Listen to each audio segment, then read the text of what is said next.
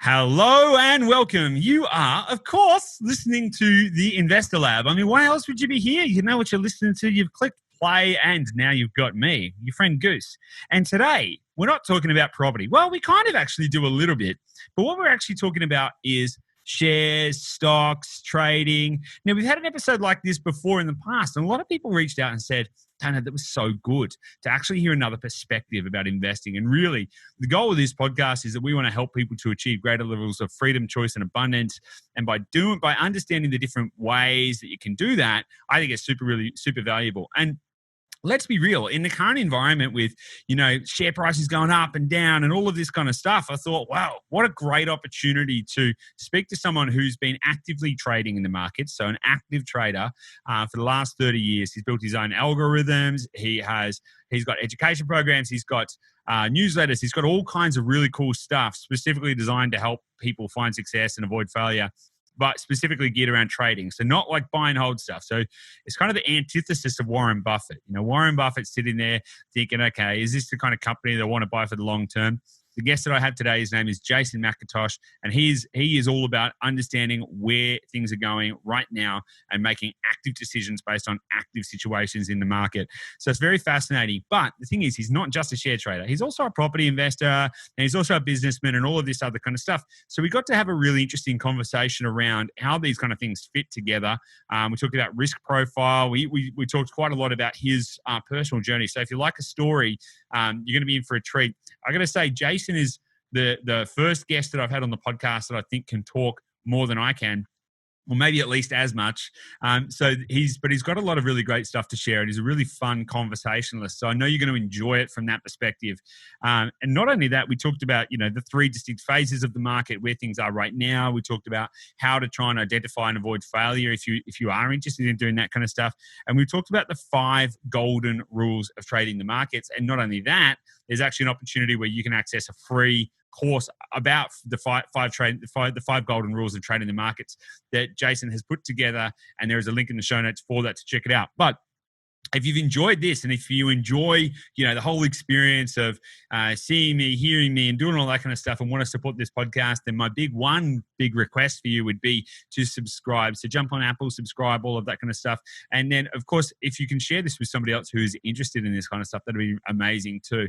And I'd love your feedback. If you've found it to be beneficial to have these kind of episodes where we explore different ideas and we explore different ways of building wealth, and if you think that is going to help you transgress this amazing journey that we all get to experience called life, and it's going to give you greater levels of prosperity, then please let me know, because we're here to serve, and we want to make a super high value podcast that is going to be solving the problems in the lives of our listeners, and that is you. And just for listening, I just want to say thanks. I really super massively appreciate it. So without any further ado, we're going to get stuck into this episode with Jason McIntosh, and we're going to discover all kinds of stuff about active trading in the stock market, what to look out for, and how to do that well. So without any further ado, let's get stuck into it. I look forward to seeing you on the inside.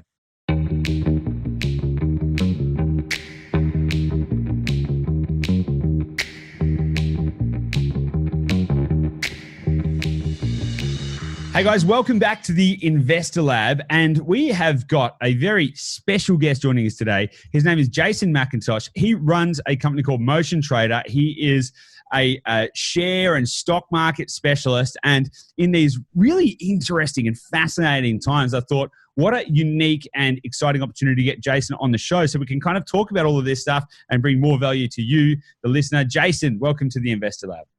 Hey, Goose, thank you for having me on. It's, it's a real treat. I've been looking forward to coming on board. Yeah, man. We've been talking about this for a little while, so it's great to finally be jumping on the podcast and having a really good chat. Mate, I understand a little bit about, you and your background and Motion Trader. I mean, because I've done a little bit of homework, right? So I'm fairly familiar. Most people are going to have no idea who you are. Do you want to give us a little bit of insight into you? What is Motion Trader? What do you do? How did you get here? All that kind of stuff. Let's dig into a little bit of that. Yeah, look, I guess the short story is what I do is I help people make sense of the stock market. So, and by that, I don't mean I'm just telling them what to buy and what to sell. It's really about explaining. It's about explaining the complete process and giving them the the skills and the confidence to do it themselves. Because, a lot of people want to be involved in the stock market and they like that do-it-yourself approach. But to do that, you've got to have the right skills, and that's what I try and help people with. Okay, And, so you're essentially teaching people. You've got like a course that kind of teaches people how to do it and not make mistakes, right? Yeah. Well, look, the main part of what I do is I do provide this is when you buy, this is what you buy, and this is when you sell.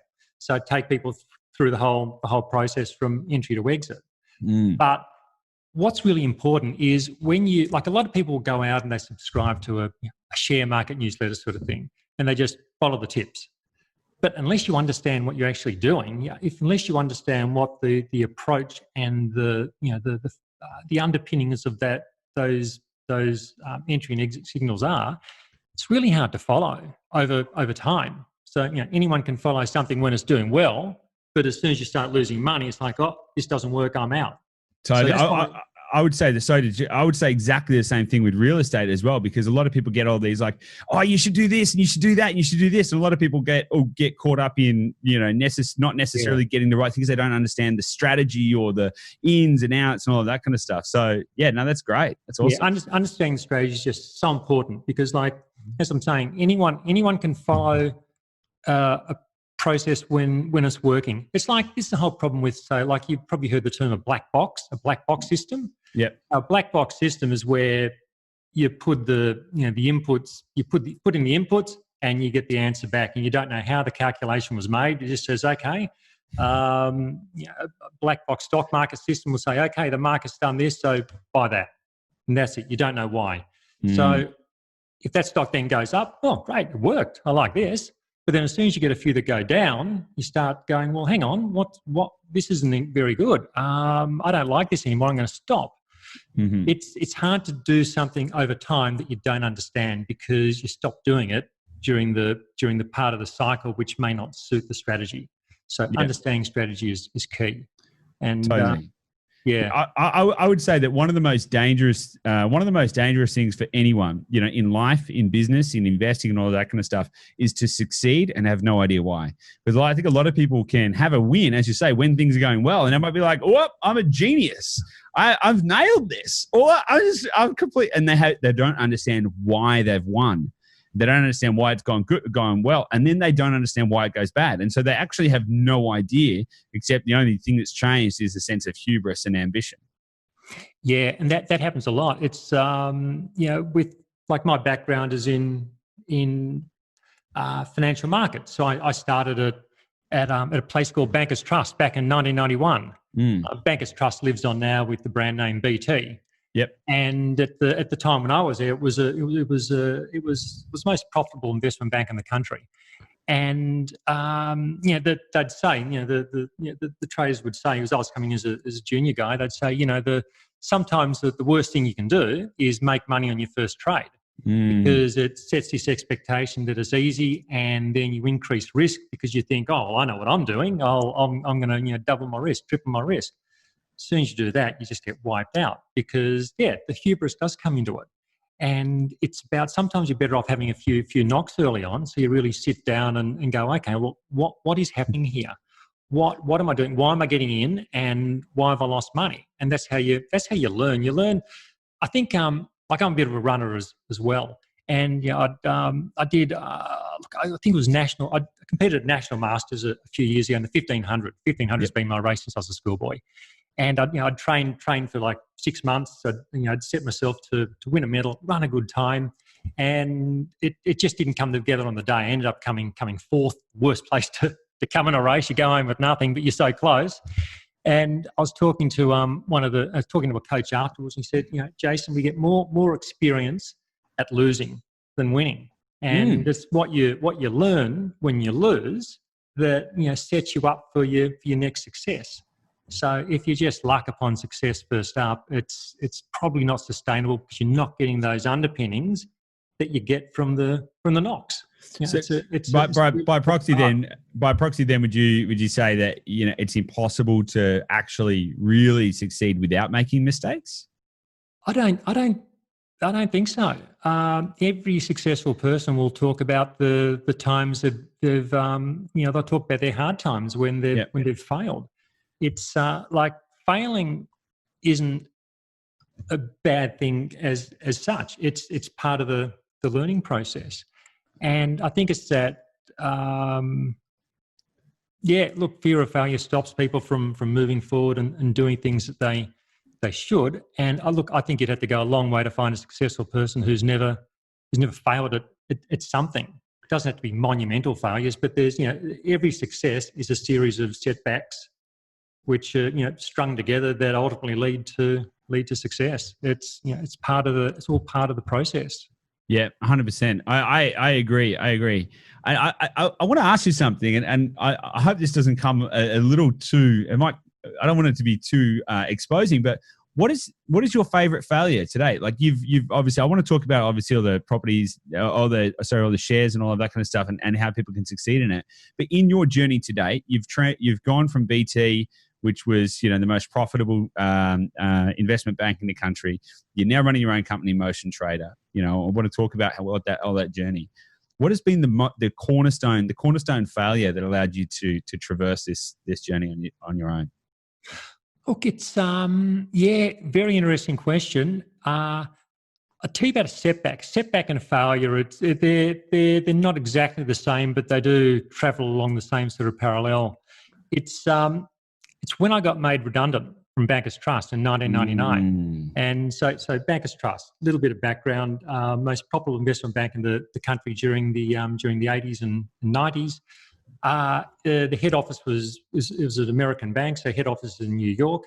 And during the late 80s, we had the Asian financial crisis, and then there was an emerging debt crisis. And so what happened over in the New York office was they got themselves into trouble in the emerging debt crisis. Took on a lot of risk.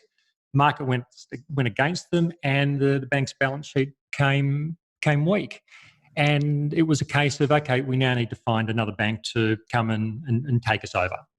And so that's what management did. They went out, they found Deutsche Bank. Deutsche Bank wanted the New York operation. They bought Bankers Trust. Deutsche had a local operation. They didn't want Bankers Trust Australia. So funds management went in one direction. The investment banking side, which was the trading room where I was, that went to Macquarie Bank.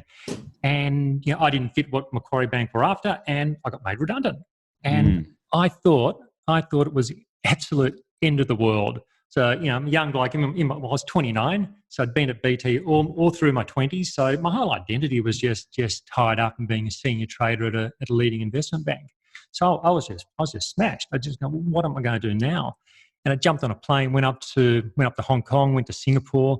But it just happened to be one of those times in the markets where banks were putting traders off, not putting them on. So there just weren't positions on the go. And so I thought, this is terrible. But it was, the funny thing is, and this is often the case with setbacks generally, it was actually a golden opportunity.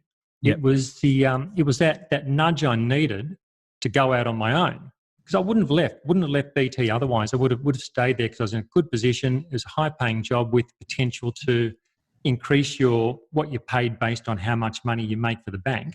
So I wasn't going anywhere. I was happy there. Comfortable, right? Very comfortable. And there was a plan to progress. So it wasn't just, okay, I'm in my comfort zone, I'll just sit here. I did have a good plan there. But it's worked out so much better when I look back and go, I think it was Steve Jobs. He once said that you can only join the dots in hindsight. So I look at where I am now and I can join the dots back to Bankers Trust. But from back then, I could never have imagined where I would have come through being made redundant and supposedly thinking this is the end of the world. So it just opened up. That's the thing. When you're pushed into a difficult position, you often can become really creative, and that's what we ended up doing. So I paired up with one of my old colleagues in BT, and you'd remember René Rifkin. Yep, I remember René Rifkin. Yeah, the Rifkin report. That was the big thing in the late 90s, early 2000s. It's like you had something like, I can't remember it. You might have had like 100,000 subscribers or something at the peak. It was huge. And my old colleague and myself thought, look, we can do this, and we reckon we can do this a bit better. Because Ray would tell all these stories and everything, and some people loved the stories, some people hated the stories, and he's a very unique sort of polarizing character. And so what we thought we'd do would combine financial analysis, which is what my old partner did, with the price analysis, which is what I did as a trader. Combine the two together and create a new service, which there was nothing else like that in the market. And awesome. So that's what came out of that adversity of redundancy. So I thought it was the end of the world, but it led to this period of creativity where we started a business from scratch, just two of us. And by the time I left in 2007, I think it was, we had like a team of 30 people, and we had over 10,000 subscribers. And it was amazing. It was amazing to see where two blokes could go on their own, and and that all came. Given the right challenge, given the right set of adversity, it's amazing to see what people can do, right? So through necessity, they say the necessities, can create all sorts of great things, and that's what it did.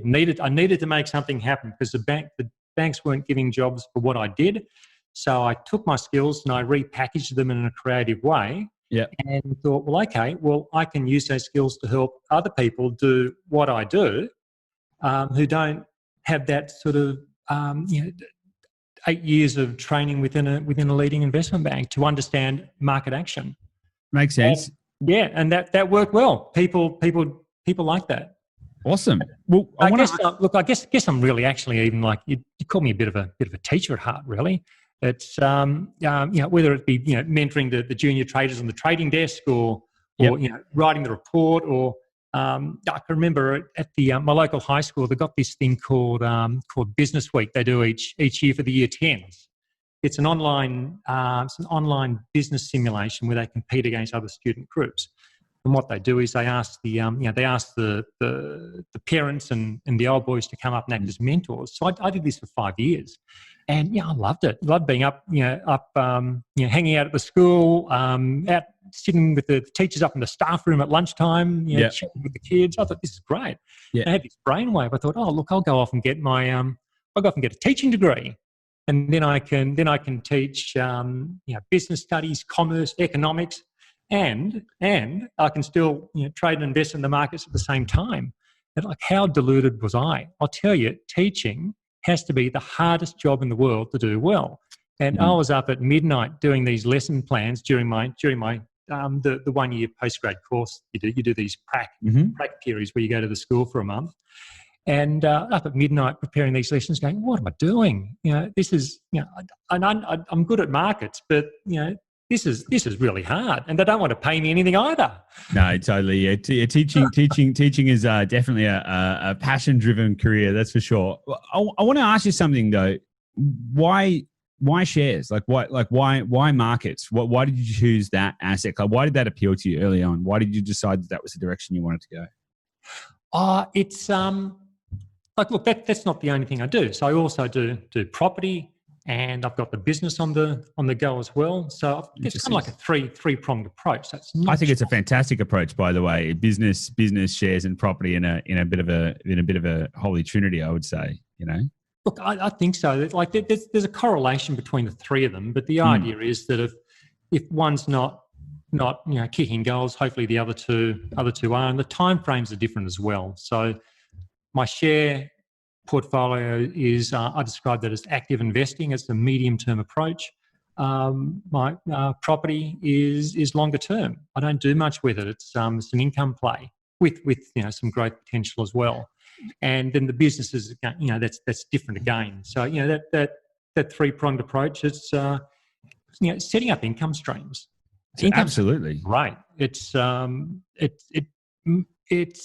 a lot of surety in feeling that you've got money coming in from different areas, and you're not reliant on one thing. You're not reliant on an employer, or you're not reliant on a tenant paying your rent. You've got a few strings to your bow, and I like that. Shares, though, look, that would have started in the mid '80s with my dad. So he was interested in shares, so that got me interested in the shares as well. But then I found myself at Bankers Trust as a 21-year-old, and so my focus went from shares to futures markets. Okay. That was another game altogether. And so for pretty much that whole 9-year period I was at BT, my main focus was trading futures and currencies. So and like the BT philosophy was, look, this is where you sit, and if you can make us money, you can trade anything you want. But if you lose us money, well, you can kind of take your craft somewhere else. And you didn't get much of a runway to make them some money. But it was that sort of entrepreneurial sort of approach to the markets was great. So that kind of got me. I was just captivated by markets.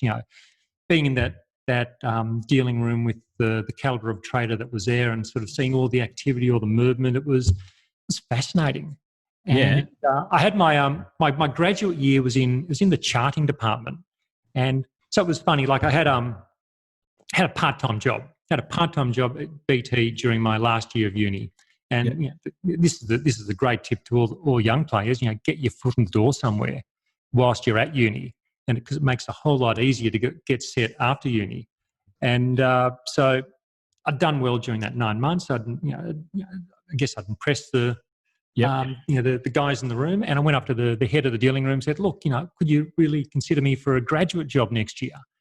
And he said, yep, let me ask around. And he came back the next day and said, look, the head of the futures floor wants to talk to you, and the head of the charting department wants to have a word. And by luck, the head of charting spoke to me first, and he said, yep, I'll offer you a job. He had a chat and he said, I'll give you the job. And like my first thoughts were, look, the futures floor sounds really exciting. Those guys down there, they're waving their arms around, they've got the colourful jackets on. Charting, sounds a bit dull, but this is where luck comes into life. Futures floor would have been a disaster for me when I look back and sort of see how it all works. Charting was perfect because I got to learn all about how the market works through price action. You taught me there 3 phases. You got an up phase, down phase, sideways phase. And he said if you can identify those phases, then you can make a lot of money in the market. And great. I want to jump on that, right? Because I want to keep this pretty tight into like what's happening this year, because it's a pretty interesting year that's happening in all around the world. What phase are we currently in now, in your opinion? Yeah, really, it's a really, really hard question, that. And this is sort of like a prediction thing. And like predictions such an interesting area. Like everyone loves a prediction, but the problem with prediction, most of them are wrong. Yeah, I know, but without trying to predict what's happening in the future, like, do you see at the moment with the share markets, do you think that it's do you think that the current increase in markets generally is a bubble, overinflated? Is it the price to value ratio? Is that where or price to earnings ratio? Is that kind of where it needs to be? What's your perspective on where things are at right now in terms of that up, down, or sideways motion, without kind of going, oh, look, I think this is going to happen in the future. But what's actually, from your perspective, if we look at this on a macro level, where do you see the markets at the moment? Yeah, look, the phase we're in is currently up. It's been up for the last few months, and a lot of people I speak to say, oh, look, we watch the news each night, and the news is terrible, and we're going to sit on the sidelines because we're waiting for the next crash. We think there's another crash coming. There's got to be, because we're in the worst recession since the 1930s. There's going to be another crash. It's like I'll say to that, well, there could be, but you got to respond to what the market is doing, not what it might do. So yes, it might crash. It might go sideways. It might keep going up. At the moment, the market's going up. So the way to respond to that is to respond to what it's doing, to buy into the market and see where that trend takes you. Because we saw something similar at the end of the GFC. It's like the market bottomed in early 2009 and then started to rise. It rose 30% in the space of it might have been a couple of months. It was a very fast rally, like we've had now. And then people would say, oh, but this is a bear market rally, it's going to fall again. And tell you what, you can talk yourself out of the market for a very long time. And the problem is once you make that, you tell yourself that something's going to happen, then ego gets involved. And you go, well, no, the market's gone to rally 20% since I said I'm not getting in because I'm waiting for it to fall again. So I'm certainly not getting in now. And then what do? It goes up another 10%. Do you keep staying on the sidelines? So you got to, at some point, you got to respond. So rather than try to predict what the market's going to do next, I respond to what it's doing now. Now, I can get into the market now, and the market's coming back a bit at the moment. It's probably looks like it's going to fall a bit over the short term. When you say short term, do you mean like days, weeks? When I say short term, I'm thinking, maybe the next few weeks, next month or so. That's short term. For me, medium term is like a year or two. Short term is, a month or so. No, that makes sense. So I just wanted to clarify. That's all good. So, it looks like we've had a strong move, gone a bit sideways now. It looks like we're coming a bit lower, but I don't think that's the start of a crash at all. It's the overall dominant move so far has been up. So I'm prepared to continue to give that the benefit of the doubt. And what we do as a prudent investor is you have an exit point. You say, okay, well, I'm going to buy with the trend. I'm going to let that run. I don't know what the fundamentals are going to be in a year's time, but the market's going up, so I'll go with the market. If the market stalls and starts to head lower, I'll have an exit point where I'll say, okay, something's changed. The market is telling me that my long position, my buying is no longer correct. So I'll step back and I'll sell and I'll let the dust settle and I'll reassess what the market's doing then.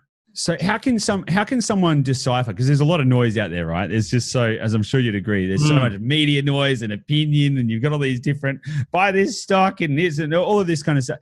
How can anyone decipher like what is good from bad? Like if someone wanted to get into the markets, right? And for those listening, when we're talking about the markets, we're talking about shares, stocks, commodities, that broad basket of of trading assets.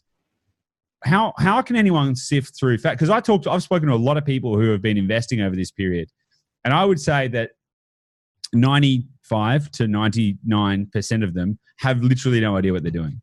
Literally none. They're just like, oh well, I thought I'd just jump in because this one I heard this one's going to go up, and so they've bought. Or this one's gone down a lot. That must mean I should buy it because it must go back up. So how can people navigate this environment in a way that, without just taking a perspective of like, well, you've got to get in at some point and give it a crack, which is kind of true. I get that.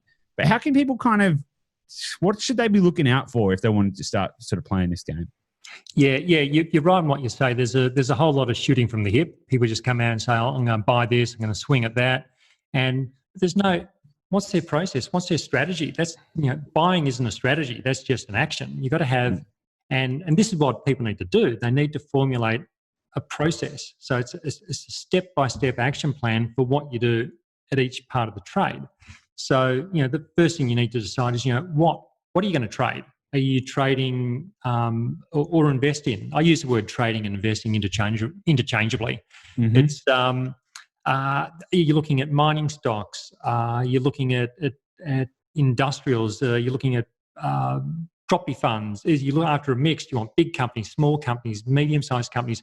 Work out what it is that you want to do. No right or wrong answer. It just depends what works for you. Then you've got to work out, okay, what's my criteria for buying? So I'm not just going to buy because I saw on the news last night the Flight Centre was up 10%, so I better get me some of them. It's like, that's not a strategy. That's just shooting from the hip. So what's your entry approach? All sorts of ways. There's no holy grail. All sorts of things will work. It's just about finding something that is robust that you can test and sort of see, well, look, this has a history of working, so I can do that. Then you need to decide, okay, what's my strategy for selling? And now there are two prongs to the selling side. You've got to be able to decide how you're going to exit a losing trade and how you're going to exit a profitable one. And this is so important. And I think this is the area which completely confuses most people, is that there's lots of information about what to buy. We've watched the nightly news, read the paper. Everyone wants to tell you what to buy. Problem is, a lot of people really struggle with when to sell. And And it's selling at a loss and selling at a profit. They're two different things, and they involve different emotions. And you need a different approach for both of them. But you've got to be able to do both, and it's got to be process driven. And this is the thing. Like you want repeatable success. That's what investing is all about. It's not just about a bit of this and a bit of that, because that's not repeatable. There's no strategy. There's no process. What a process does, it's sort of like, becomes like, a pilot's pre-flight check. You do this, you do this, you do this, and that's how you repeat a process over and over again. It won't be successful every time, because when you're dealing with individual stocks, some you'll exit at a loss, some you'll exit at a profit. But you know how you get to both of those points, and you can explain it to somebody. Like you ask somebody, when are you going to sell those, XYZs you just bought? And it's like, oh, don't know. I kind of see what happens. Well, that's not a strategy, is it? That's just. So what you're saying is like, so when would you sell those XYZ stocks? Well, if they came off by X amount, then that would indicate to me that might be a time. Is that kind of what you mean? Very much, yeah. So be something which you can quantify. Yeah, and you can say you can give somebody a manual. Say this is the manual for how to trade shares or trade this stock. This is what you should do. Okay. If this happens, do that. If that happens, do this. It's not seat of the pants stuff. It's not emotional. That's what a process does. It takes the emotion out of it, which is key. It's just critical. You've got to strip the emotion out. Otherwise, you're in a world of pain. I couldn't agree more. Like I often talk to people, at any given point in time, there's about 250,000 properties for sale in Australia. And the reason that 98% of people who invest in property don't do well is because they're just going, well, it's one of them. I'll have a crack and get something, as opposed to kind of having a process to filter that down and really get to, okay, well, where are we at and why, and how will I know if this is good or bad? So in the current environment now, I'm going to preface this by saying I'm not asking you to give financial advice or trading advice or anything like that, but I'm genuinely interested in your opinion. In the current environment, with everything that's been going on, and understanding that there are different market forces, there's international trade, financial markets, mining, resources, all of these kind of different factors playing in. What strategies do you see working best at the moment and potentially into the next quarter or into the next year? The strategies I use they've been used for decades, if not centuries. They're you got the old saying, "There's nothing new under the sun," and that's very much how it is with a lot of solid investment process. It doesn't really change. So the key. Number one, my number one golden rule is to you spread your risk. You don't have. It's not like a lot of people will concentrate their capital into a small number of stocks, and often it's because they think, well, look, that's how the pros trade. If you want to win big, you got to go out and you got to bet big. But that's it's actually not right. The pros actually spread their risk quite widely and with relatively small bets in each investment. And the reason for doing that is that risk can wipe you out. If you bet big, you're going to lose big. And if you get a series of unsuccessful investments, you can be very much wiped out. The next step is that to buy trade with the trend. Buy with the trend. The market's going up. You want to be a buyer, not a seller. But a lot of people approach the market as a bit like a Boxing Day shopper. So you go to the shops on Boxing Day and you go, oh look, that handbag or that pair of shoes, this is down 30%. I'll buy a couple of them, and that makes a good sense. So then they take that same mindset to the stock market. It doesn't work so well. So you see, because you're trading against a trend in that case, you see your stock fall 30% and go, oh, that must be cheap now. So this is probably a good buying chance. So I'll buy the dip. And sometimes that works out, but at other times it doesn't, and the stock keeps falling. So when you're trading against the trend, the analogy is you're swimming against the tide. It's just that much harder. Like one of the things I do is back test. So back testing is where you get a whole lot of historical data, and you got a computer, and you program your investment rules into the computer, and then you put that data through, and that will tell you what would have happened had you been using those rules over a period of time. So to make it worthwhile, you need 20, 30 years worth of data. If you just test it last year, it doesn't really. It won't matter too much. How do you, as someone who invests in property as well as shares, how do you handle the volatility, right? Because I understand you can make a lot of money in shares. I get it, right?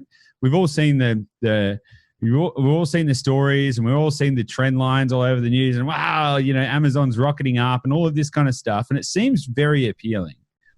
But then it's so volatile. Like, as someone who invests in real estate yourself, how do you emotionally balance those kind of two different things? Because it seems like, from what you're saying, in order to be successful in shares, you need to be really with the trend. Is it going up? Is it going down? What's happening today? What's happening? And making sure that you're not falling off a cliff, or that you're all of this kind of stuff.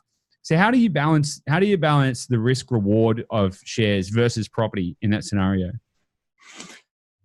Look, they're completely different creatures in that respect, because the shares are going to be a lot more volatile. So with stocks, it's very much the many small bets approach. It's not about having those big concentrated positions. It's about spreading the risk. Property is quite a bit different, because you do tend to be quite concentrated, just because of the nature of the underlying value of the asset. For most people, they might have one or two properties, and that's all. It's all going on in that one area. But property tends, correct me if I'm wrong, Goose, but property tends to move en masse. So you're not really going to have, this house has gone up 20% and this one's gone down 10%. They're kind of all going to to move in the same direction. And fairly slowly too, and fairly incrementally. It's not likely, because you're correct, the areas all move slightly. It's amorphous. There is differentiation, but it's not going to be like one house does this and the other one does that. And it's typically going to happen over a little period of time. And it's typically not going to go up by 40, down by 60 and all of that kind of stuff. So, yeah. So with the stocks, it's more an individual thing. You're looking at each one on its. Oh, look, you might just buy an index ETF, which is giving exposure to the whole market. In which case, it's like you can do a buy and hold strategy. You don't really need an exit strategy if you're putting all your putting your investment money into a Vanguard ASX 200 ETF. Fine. Put it there for 50 years and it'll compound and you'll probably do quite well. Not everyone wants to do that, and not everyone should. A lot of people like the individual stock approach because they like the growth potential that you can get when you get the right stocks. But the thing is, it's not about going out and saying, oh, look, I think this is the next Amazon, so I'm going to put 80% of my capital into that, because that's fortune telling. Nobody knows that. So many different things could happen over the next 10 years. You don't know. So you don't concentrate all your money in one stock.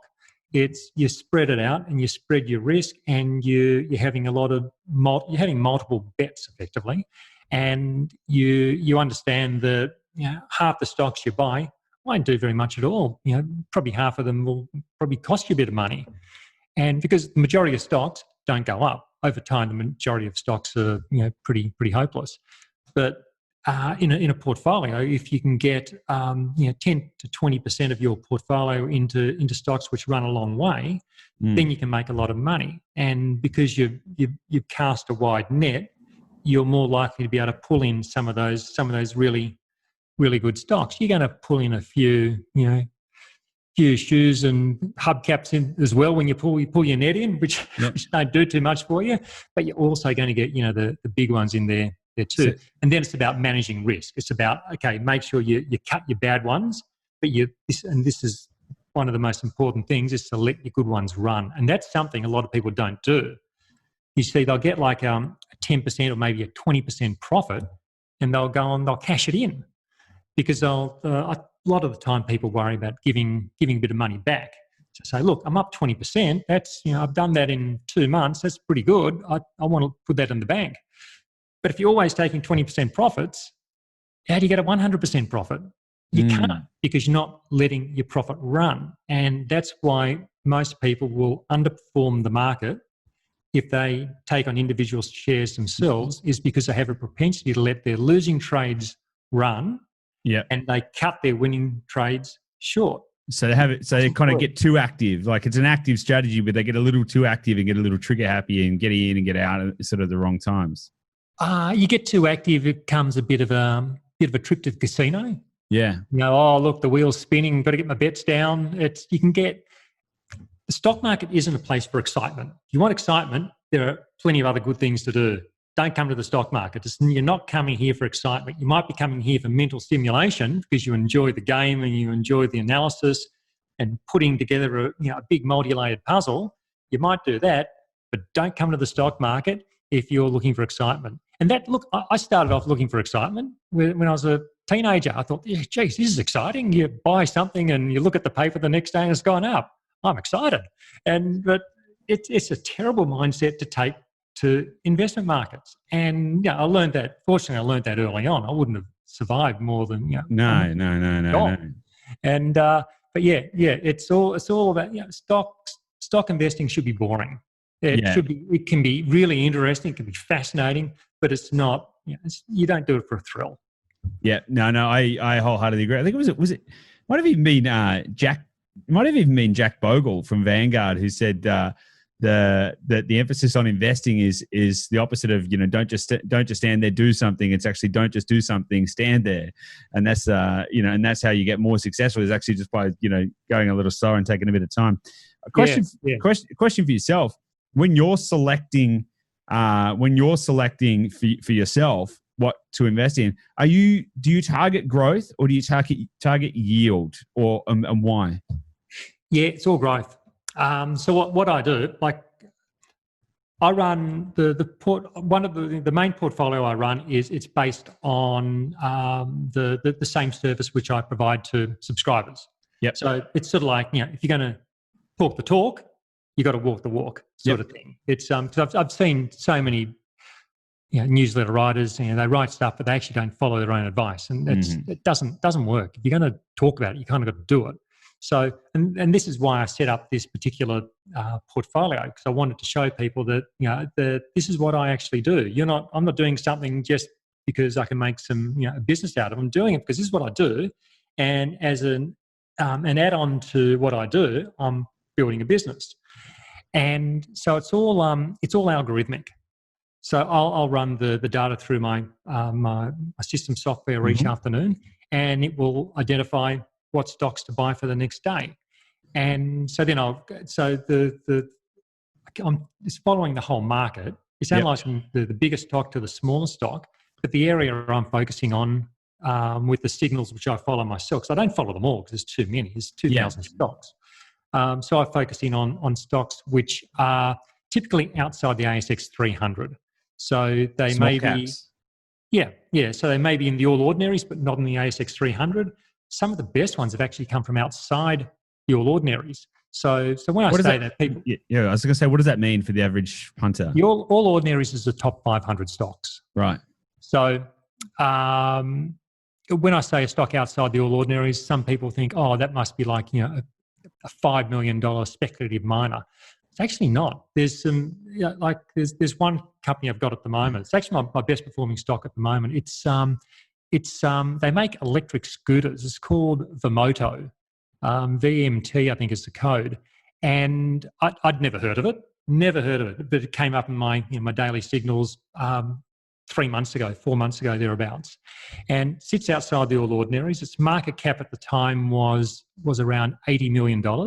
So it's not the fish and chip shop next door. It's a substantial operation with a lot of employees. So it's classed as a smaller micro cap, but micro cap doesn't mean the corner shop. It's still a big business. Its market cap now is 175 million. It's still outside the All Ordinaries. So it's kind of doubled. It's doubled in value over the last 4 months.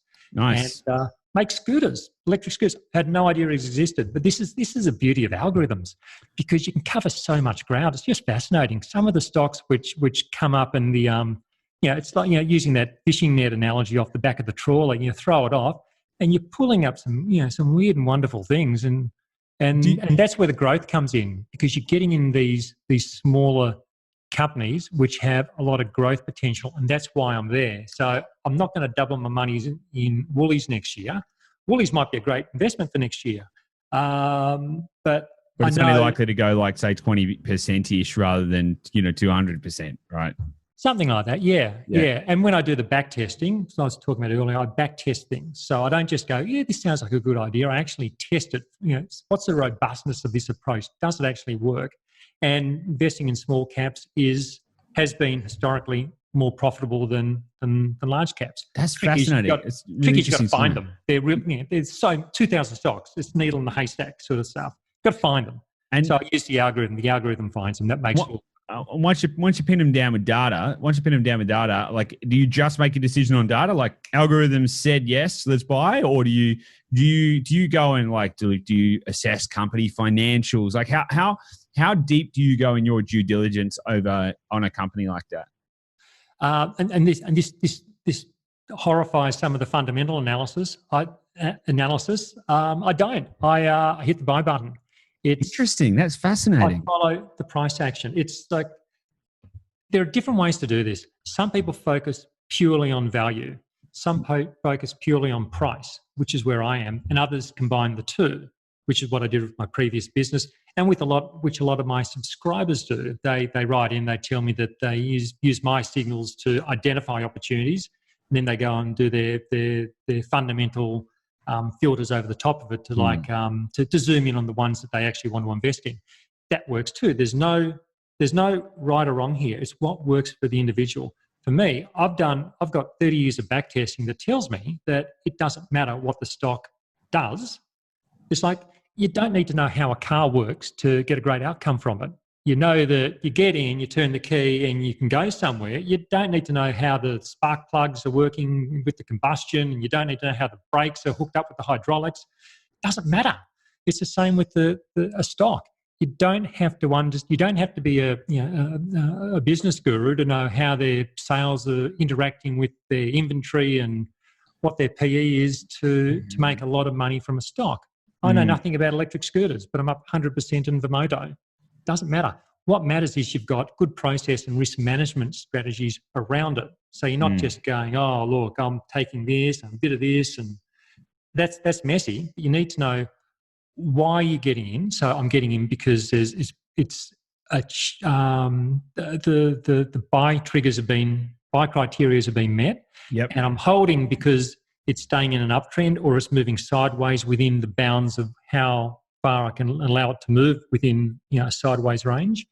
And then I'm getting out because either A, it hasn't worked and it's come to my exit threshold, or B, it's made a great return or it's made some return and now it's starting to turn lower and it's come to the point where I can't let it come any lower, so I've got to exit. So it's all... So yours is very much like, so almost to a degree, your strategies, I guess the antithesis, of say Warren Buffett, who very much looks at what's the free cash flow, what's the, because he's a value investor. So he's really digging in and going, what's their profits into inventory ratios and all of that kind of stuff. Whereas you're just going, okay, look, you can get in and get out in a really short period of time and just like looking at that trend movement.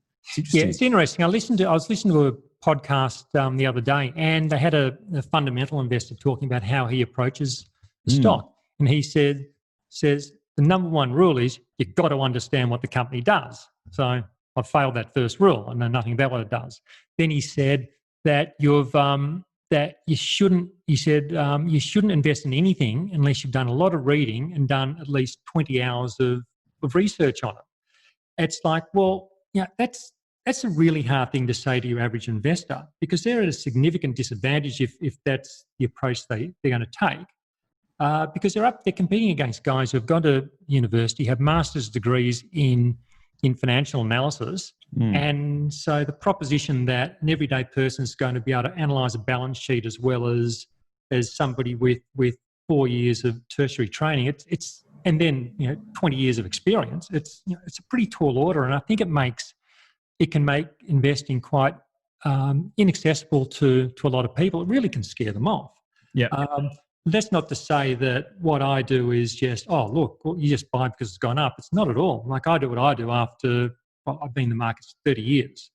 And, I do rigorous back testing to see that processes work. But I think, being able to learn about a price-orientated approach to the market, and then maybe supplementing it with a bit of fundamental understanding, if you're that way inclined, makes the whole process a lot more accessible. It's like, where do you start otherwise? Do you just go, okay, well, send me 100 balance sheets and I'll start going through them? Or you read the paper that said, oh, this stock's doing something. Okay, I'll get the balance sheet and annual report and start going through it. It's a long, hard process. But if you've got an approach which looks at the market from a price perspective, and you're kind of getting a bit of a short list together. You're excluding the stocks which are going down and sideways, and you're only looking at the ones that are going up. So if you can do that, then look, you've already got a head start, because you've just ruled out, I don't know, 75% of the market. Yep. And so at least if you're then going to take your fundamental approach, you're more concentrated in your possibilities.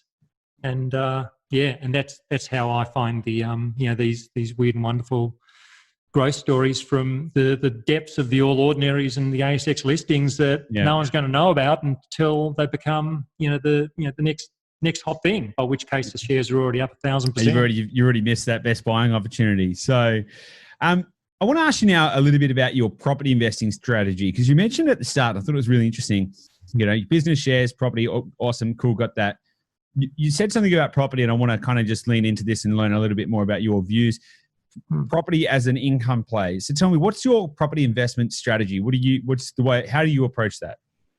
Yeah, I've pretty much gone about it through income, just saying, I've got excess capital, I want to put it to work in, just diversifying from shares. I want everything in the share market. My business is shares, my portfolio is shares.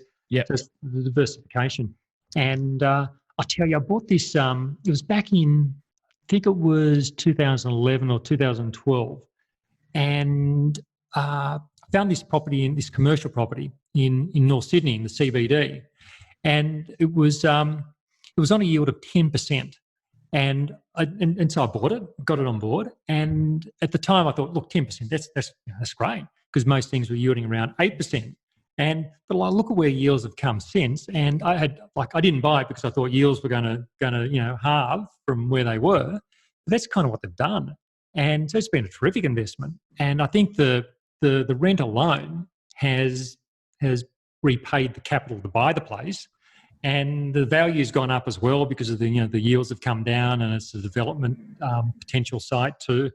And so it's just been a terrific investment.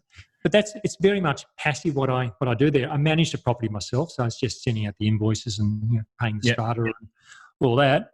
But it's other than looking for a new tenant every 5 years or so, it's been very much passive. I'm not looking to flip it and move into something. No, you don't want to be a trader in property. I think there's a lot more. I understand the value of trading in the markets. As in, like, you looking at the signals and okay, knowing how to move, because largely because of the volatility. The stock market is volatile. Therefore, your activity needs to match the level of activity of the marketplace. Whereas my personal belief is, if you try and apply that methodology and that thinking, that level of activity to the property market, you're going to end up failing, because you're going to end up like losing a lot of money in costs and risks, and it's just not the same.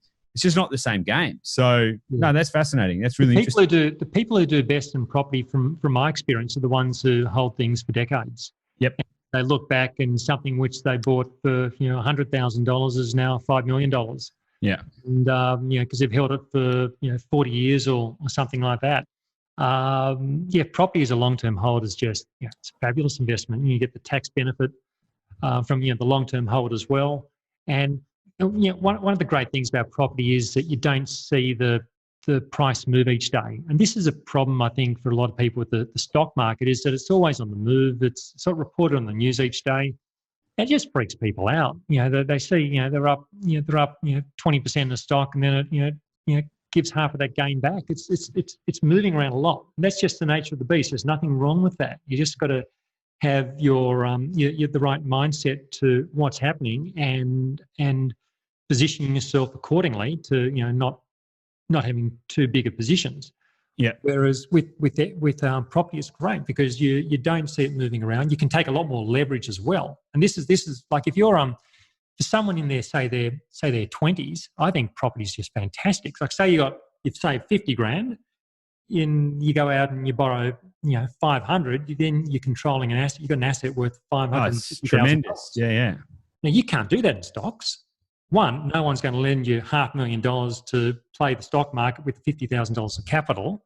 And if you did, you'd get margin called and you'd be wiped out within the week because you just have so much leverage on. So you can't do a leverage play like that in stocks. In fact, I don't use leverage at all in stocks. I just trade, just the raw capital because leverage brings so many people unstuck.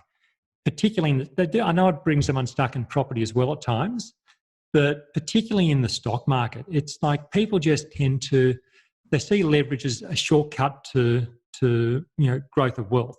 And in fact, it's a shortcut to bankruptcy. And they overreach. They just try to go too far. They say, well, I can buy $10,000 worth of shares, but now if I juice it up with a CFD, I've actually got $40,000 worth of stock. But then the stock comes back 5%, and it's all over. It's a disaster. Yeah, so, it's just that debt and volatility don't go very well together. But that is one of the main benefits of property. I mean, look, our clients have got an average of like nearly 62% return on investment in about 8 months. But that's largely due to using leverage and getting those kind of gains. The markets will move a little slower, but you get that kind of intermediary gains between your actual cash in and your actual movement of the total value. So so it doesn't play out as well on equity. So I think that's a tremendous plus for property players using that leverage. And look, I didn't really work that out when I was in my 20s when it would have been really beneficial. Yeah. And I think, look, part of it was due to the nature of my job. I saw it as being a trader at an investment bank. I saw it as being a bit of an unstable job. It's uncertainty. You didn't know whether they'd say you're as good as your last trade. So I'd never be sure that I'd have a job in a year or two's time. Whereas if you're an accountant or a lawyer or you've got a profession, you're probably going to have a job. It's there's more of them. There's a bigger pool of employment. Investment banking, a little bit small, a lot smaller. So that made me hesitant to go out and borrow $500,000. And also I think we're also a product of our environments to an extent. So I grew up in the 70s and 80s, and Dad was a publican. So his business was buying pubs and running them and then selling them on. But they're capital intensive industries. And so Dad would often have these big borrowings to buy these pubs. And early 80s was there was a recession, and there were also like sky high interest rates. I think rates got up to 16 or 17%, somewhere like that. And so so many businesses were just crushed by having leverage, by having debt. And I guess that's always made me a little bit conservative when it comes to using debt, particularly when coupled with a job in my 20s, which I thought was a little bit on the uncertain side. So I steered away from it, which is a shame because I think like a 20-something looking at interest rates now would say, well, interest rates only fall because they've lived through a different environment. They've seen a different part of like multi-decade cycles. So they'd probably have a completely different perspective on taking on debt to buy real estate. Yeah. So it's look, I think it's a great play for someone who's looking to grow their wealth, to borrow, get into property. 100%. But then it doesn't mean you don't do shares as well. A lot of people I see doing shares have their self-managed super funds, so they're already set up with their homes, and they like the flexibility of shares because I guess you can enter and exit the market reasonably quickly, and you can also sell down your share portfolio if you want less exposure or you want to realise cash, which is probably a little bit harder in property. So it's less liquid. It's less liquid, less volatile. And that's why I think there's a good like as you said with business as well. I think there's a good balance there to be had. If you, rather than going all one way or another. I mean, I'm very pro property. That's kind of the main asset class for us. But I also think that that you need, just like having a healthy diet, you've got to have a mix of different things in there that all do different stuff to your body and your emotions, and also give you different results and returns. So I'm just mindful of time. So I want to give you an opportunity, though, if people want to reach out. You've mentioned you've got the newsletter and all of that kind of stuff. You know, how can people benefit from this, 30 years of knowledge of the markets and all of that kind of stuff? What can people do to access some of this, to be able to learn from you, to be able to get the tips that you're putting out there, or to be able to see your portfolio kind of stuff? How can people find out a little bit more? Well, look, I've set up a page where people can, where your listeners can come to. Yep. motiontrader.com.au/the Investor Lab. And so that's just come to the page. And what I've got a 4-part training series. It's a free series which I offer to people, which sort of, they go through the 5 golden rules to investing successfully. And that being to spread your risk, trade with the trend, run your winners, cut your losses, and also give your winning investments room to move. And so I go through that in a lot more detail, explaining how it all works. Because the idea is that if I can teach someone the process, they don't need to come and use a service like mine. They can do it themselves. First thing is, you've got to understand a process. My process is one of many, but if the underlying philosophy makes sense to you, well, then it's a type of approach which could be worthwhile exploring. Well, it's definitely worthwhile having a look, right? It's a free course, and if people have got an interest in it, they're going to do a lot better by going there and checking out the course and at least learning that and deciding whether that's right for them or not, rather than just taking a punt because some guy down the pub said, "Oh, I heard this stock's going to go up," So I think that's a great opportunity. Thanks so much for setting that up. Yeah, and I was watching there was a segment on the news a couple of months ago, and they profiled it was a 21-year-old uni student and an NRL player who they said, look, in lockdown, people looking for things to do, these two people have found the stock market. And the 21-year-old uni student, she's up 20% in the last month. And the NRL player, he's made back his lost salary through through trading shares. I'm just looking at this saying, really and truly, this is just terrible sort of news reporting to have this sort of stuff on, because it gives people the impression that it's easy. You just go, yeah, look, I can go out and do a bit of that. I need a bit of money this weekend. I go buy some shares. But investing's a career. People spend decades learning it and honing it, becoming really good at it. And the notion that someone can just open up an online account and start buying and selling is ludicrous. Now, sure, these people may have made the money. There's no problem with that. But if I go and stand outside the casino and I interview people for half an hour, I'm going to find first-timers who've made money playing roulette. But doesn't mean that they've found a strategy to play roulette. It just means that it's come up their way for a few rounds. So the stock market is it's a fantastic place with lots of opportunity, but you need to have a process to approach it. Otherwise, it's like you're giving money to people who do a process. And you don't want to be doing that.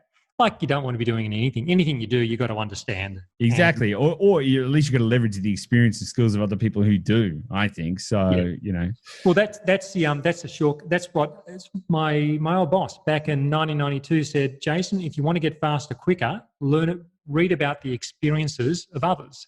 Mm-hmm. And so I had the traders in the room who was able to learn from, but then I was also able to learn from other people through books and learn about their experiences.